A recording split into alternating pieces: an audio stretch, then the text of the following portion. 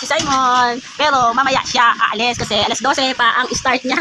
Excited nang pumasok sa school. Oo. Kilala mo na yung mga classmate mo? Kala ko yung kapitbahay mo dyan na friend mo. Ano pangalan yun? Pia. Oh, klase mo siya? Hindi. Bakit? Malayo siya eh. Bakit? Anong grade na siya? Di ba magkapareho kayo dyan? Ano pangalan nun? Uy, Simon. Sophia. Ilan taon na siya?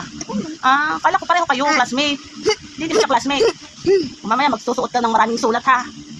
Sabi mo sa guard, bantayan ka ng guard ha. Baka mawala ka ng bata doon ha. Kuya guard, bantayan mo ko ha. Huwag akong lalabas kasi gala siya. Diba? Dahil gala si Simon, baka makalabas na naman. So, excited na. Pero mamaya pa ang pasok, alas 12. Pakulit-kulit kayo, baka madumihan pa ang uniform. Malok ka. Excited na si Simon. Papasok na siya. Asan yung medyas mo, sapatos mo? Asan yung bag mo? Wala yung sapatos niya. Very ganda. Ano yung medyas? Ayun, Mika. Meron ba yung pabango ni Tinang? Tingin, baka wala naman.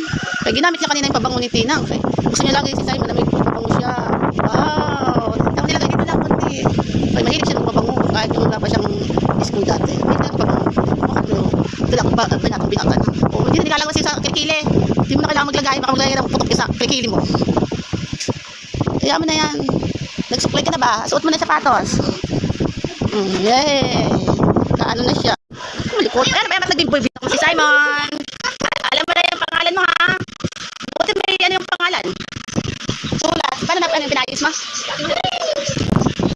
Pinayos ni Mahal?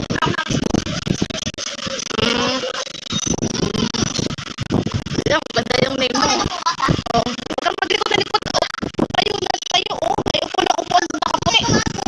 Excited pumasok. Maya ilang 30 minutes pa. 30 minutes. Bago kang makaan daw.